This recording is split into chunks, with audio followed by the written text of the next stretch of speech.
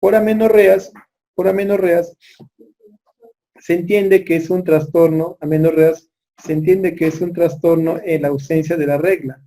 Esto es ausencia de la menstruación.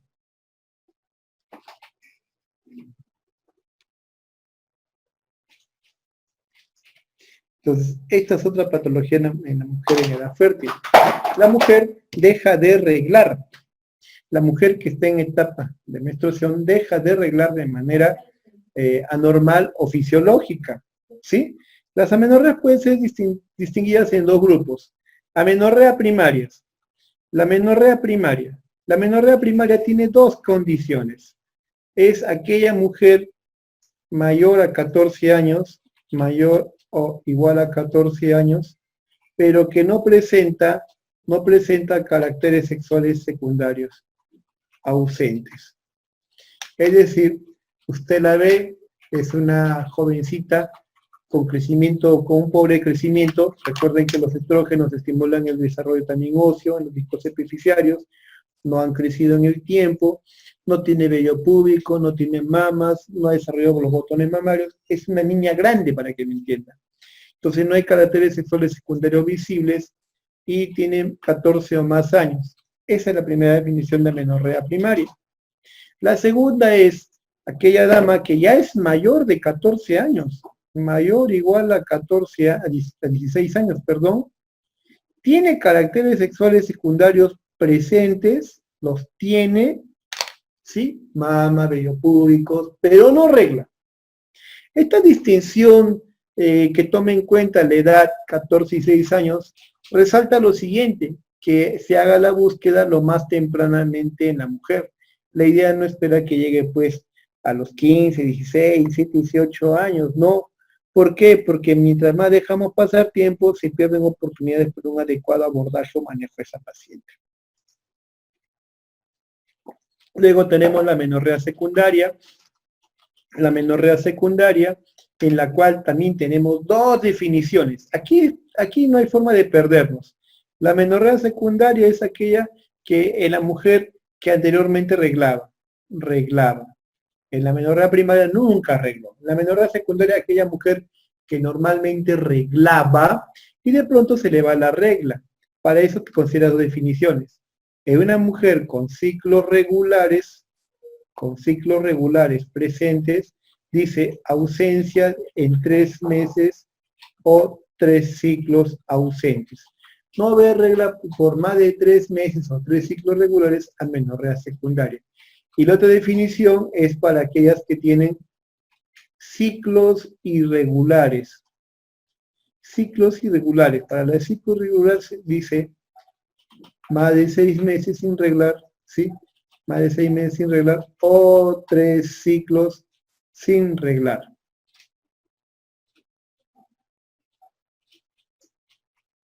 ¿Sí? También 3 meses, pero aquí ya va al término de 6 meses que no regla. Para aquellas que tienen ciclos irregulares. 3 ciclos que no ve o 6 meses. La amenorrea primaria entonces se busca en las mujeres más jóvenes con la idea de no permitir, de buscar y dar tratamiento adecuado en lo posible. Hay una distinción de este tipo de amenorreas que puede estar basada en lo siguiente, la presencia de mamas. Aquellas amenorreas con desarrollo mamario, es decir, desarrollo de características sexuales secundarias, y esto tiene que ver, por ejemplo, con un defecto en las estructuras mullerianas. Recuerden que las estructuras mullerianas, el conducto de Müller, es importante la formación del útero, la vagina, sí, las trompas uterinas. Entonces, en estas damas no hay un desarrollo adecuado de estas estructuras y llevan, pues, ¿no?, a que no tengan útero, pues no tengan parcialmente útero, vagina, pero sí mamas, agenesia mulleriana. O hay una rara condición que es la insensibilidad a los andrógenos, como es en el síndrome de Swyer, síndrome de Morris, donde se ve básicamente en individuos 46XY no desarrollan pues la aparición de características sexuales secundarias y tienen un fenotipo incluso hasta masculino. Septum vaginal, himen imperforado o el retraso constitucional, septum vaginal o himen como alteraciones mullerianas, sin desarrollo mamario, pero con hormona FSH elevada. Esto es lo que se conoce como de causa de hipogonadismo, hipergonadotropo. Hipogonadismo hipergonadotropo. No hay desarrollo de características sexuales, pero la FSH está elevada. Acá se ve pues en condiciones como mujeres 46XX, ¿sí? 46XY en caso de feminización testicular o de causa normal. Luego tenemos sin desarrollo mamario con FSH bajo. Esto sería lo que es hipogonadotropo.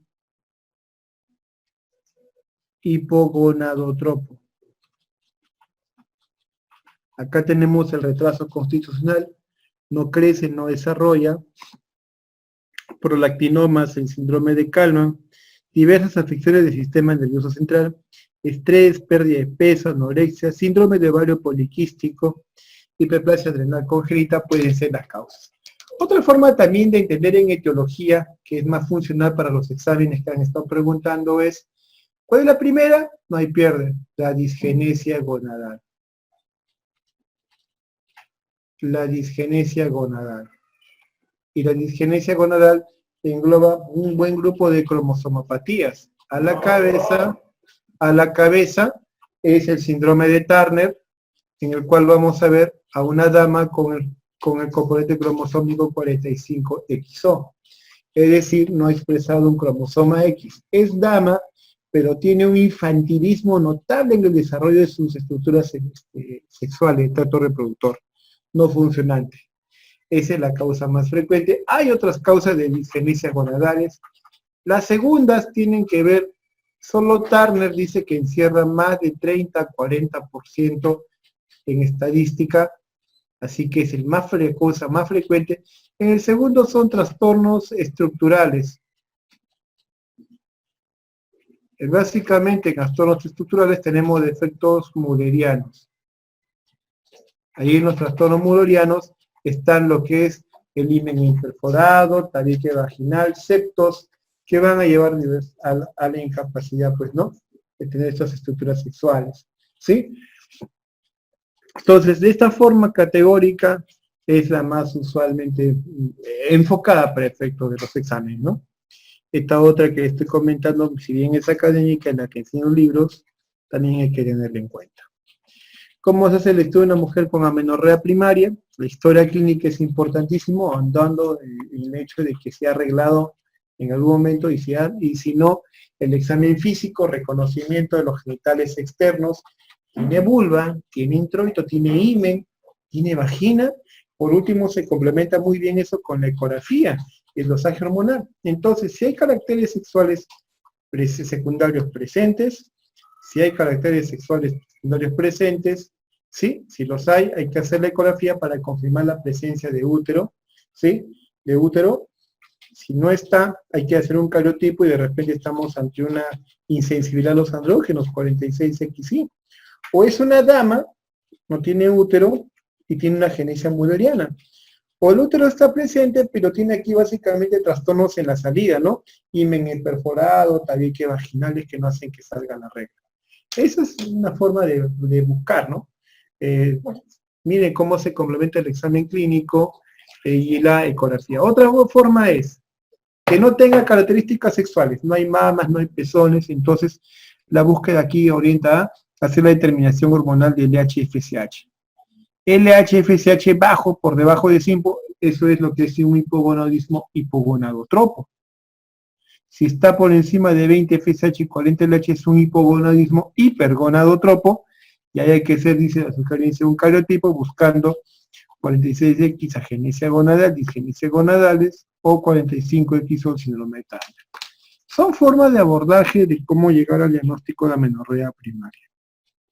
La amenorrea secundaria, como le decía, ¿no?, la ausencia de la regla, la mujer que normalmente arreglaba, tiene diversos patrones de etiología. La causa más frecuente y haciendo la connotación de fisiológicamente,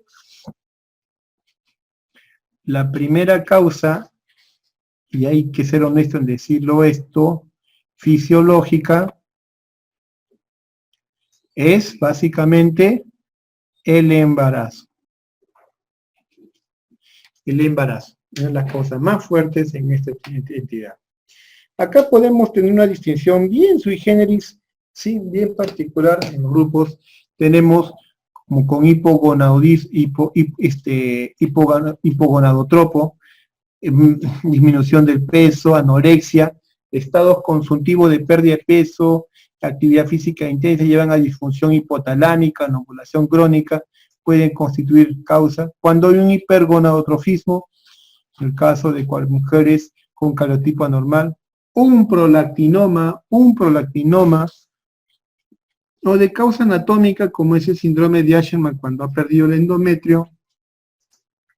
El síndrome de Asherman es las sinequias uterinas. Hay sinequias uterinas en el síndrome de Asherman. Generalmente se cuela ¿a quién? A un legrado uterino. ¿Sí?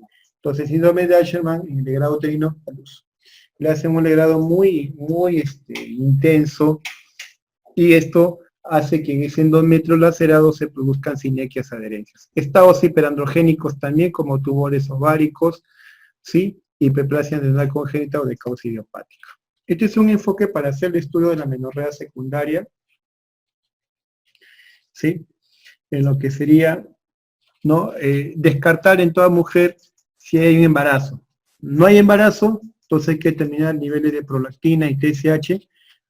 Están normales, viene acá la siguiente búsqueda, test de progesterona. El test de progesterona es un examen por el cual se le da progesterona unos 5 o 10 días, y al cabo de suspender la progesterona, la mujer debe arreglar. ¿En qué se basa esto? A ver, si una mujer tiene un trastorno de amenorrea secundaria, fuera de embarazo, fuera de trastorno endocrinos, la siguiente pregunta es, ¿será de tipo anovulatorio? ¿Te acuerdas que en la primera presentación decía cuál es la causa más frecuente de trastornos menstruales? ¿Anovulación? Claro, pues. Parte de ese hecho, demostrar que sea un trastorno anovulatorio, descartarlo en todo caso. ¿Y cómo descartas un trastorno anovulatorio? Cotejando que haya cuerpo lúteo, cotejando que no produzca progesterona. Entonces, si una mujer tiene un trastorno anovulatorio, se entiende claramente que ella no produce cuerpo lúteo, no tiene cuerpo lúteo y no hay progesterona. Y si es así, entonces al no haber el estímulo de progesterona, esta mujer entra en ovulación y entra en amenorrea. Entonces, si yo quiero demostrar que es anovulación, ¿qué tengo que hacer? Le doy progesterona exógena. El producto que su organismo no produce, se lo doy de manera externa. Al dárselo, ¿qué va a pasar? Sencillamente que el endometrio comienza a ser estimulado y se produce al suspender la progesterona la menstruación en sangrado. ¿Qué me demuestra eso? A todas luces, que el problema es déficit de progesterona, el problema es anovulatorio. Es una forma práctica de determinar si es esa condición. Anovulación, es de progesterona positivo, es anovulación. Ahora viene la contraparte, ¿qué pasaría si no sangra, si no regla? Entonces ya descarté anovulación, ya descarté que no es eso. Mi pregunta es, ¿la causa será el útero? ¿Será el ovario? ¿Será el hipotálamo hipófisis a nivel central? Para que no regle, ¿qué valoro? Entonces el siguiente paso es ver si tiene el tracto genital endometrio funcionante o no. Si está funcionando o no el endometrio. ¿Y de qué forma puedo determinar eso? Dándole de manera combinada los estrógenos y la progesterona, remedando el ciclo menstrual. 21 días, 28 días, le damos estrógenos y progesterona de forma secuencial, imitando la fisiología de la menstruación. ¿Y qué va a pasar? Si el endometrio está en buenas condiciones, sangrará. Entonces, si sangra, me está diciendo entonces que el problema no es del endometrio, el endometrio está funcionando. Entonces, el problema puede ser a nivel de ovarios, no está produciendo los estrógenos, o será un problema a nivel del hipotálamo hipófisis que no estimulan adecuadamente al ovario. Eso lo vamos a ver un rato. Bueno, hagamos cuenta que entonces regla al darle estrógenos y progesterona, perdón, no regla al darle estrógenos y progesterona, no regla, entonces el problema tiene que ver con un defecto endometrial. Hay fallas en el endometrio no está siendo estimulado, no está creciendo. Ahora, patapús por ahí. Una cosa importante en la ovulación, ya hemos hablado casi al inicio de la presentación, que la ovulación es una de las problemas más frecuentes en trastornos reglares. La primera causa de la anovulación y sobre todo la crónica, es el síndrome de ovario poliquístico. Es la primera causa de esa anovulación crónica. Y en la alteración genital, uno de los trastornos en los cuales el endometrio definitivamente no regla es cuando es secuela de un síndrome de Usher. Eso para tenerlo en cuenta.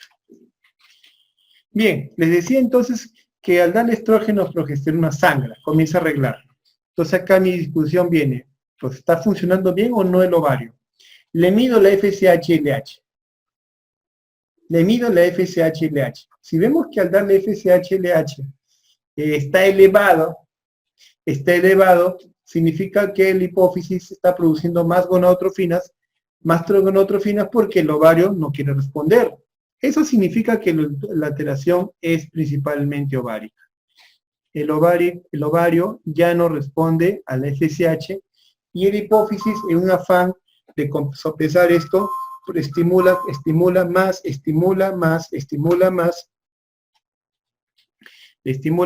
produciendo FSH y LH.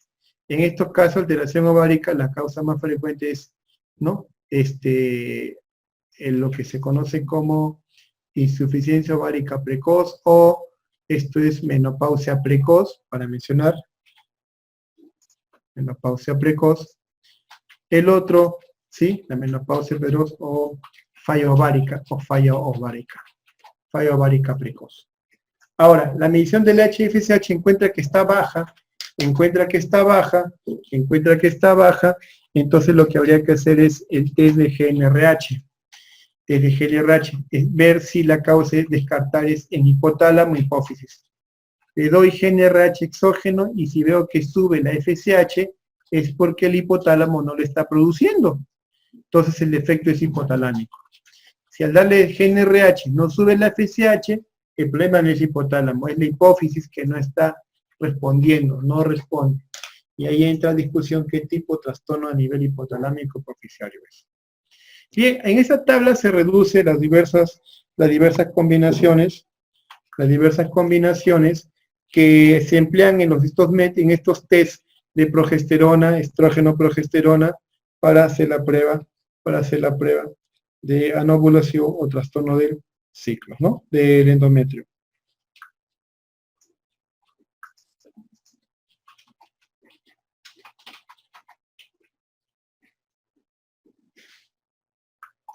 Aquí vemos la clasificación de la menorrea en función a los rangos, a los valores de FSH y LH.